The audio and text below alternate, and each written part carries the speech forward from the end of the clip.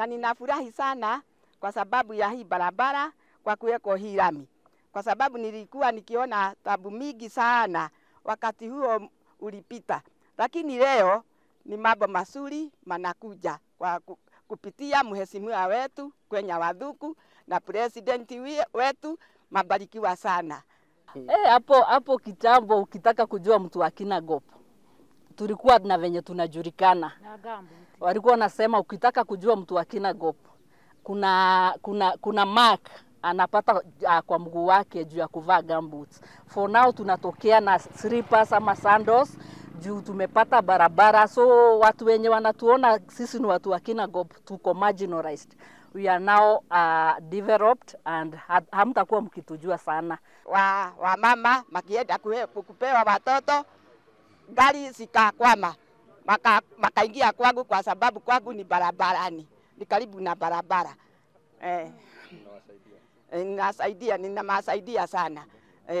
Na mimi nafurahi kwa hii barabara kwa sababu hakuna mtu wa kuniita usiku akienda kupewa mtoto, kwa sababu anapata gari ya kumpeleka bio mpaka hospitali.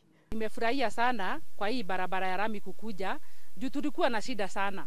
Hii barabara imekaa matope kila wakati, hata ukitembea uwezi fika pahali unaenda, unaenda ukianguka, ukibebwa na pikipiki. Kama mimi niko na chuma kwa mguu na nimepata tu ajali kwa hii barabara, ni vile ilikuwa tu na matope. Sasa mimi nafurahia kwa vile mbunge wetu Kwenya Wathuku ametufanyia mambo mzuri, amesukuma hii barabara, amekaa akisukuma rais mpaka hii barabara sasa tumepata. Tumefurahia sana kwa hii barabara kwa vile imeanza kujengwa. Tulikuwa tumeigojea kwa miaka mingi. Waheshimiwa ambao walikuwa hapa walikuwa matuahidi, lakini hakuwa wametuletea barabara. Kwa hivyo mheshimiwa wetu Kwenya kwa ajili hakuna mheshimiwa mwingine ambaye ametuwekea hata kilomita moja ya barabara isipokuwa yeye.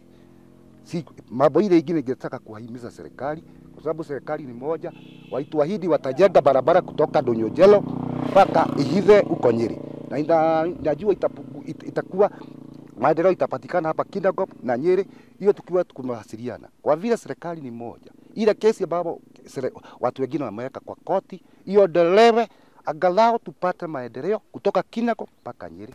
Kwenda mbele tunakusudia kupata maendeleo mengi, na sisi tutakuwa tukipatia contractors wote ambao watakuwa wakipewa kazi katika eneo hili conducive environment ili waweze kudischarge mambo yao ya kuleta maendeleo eneo hili letu. Na tunaamini ya kwamba hata kama vile tuyahindiwa ya kwamba tutakuwa na stima itakuwa katika area hii, tunajua ya kwamba makuu yatatendeka.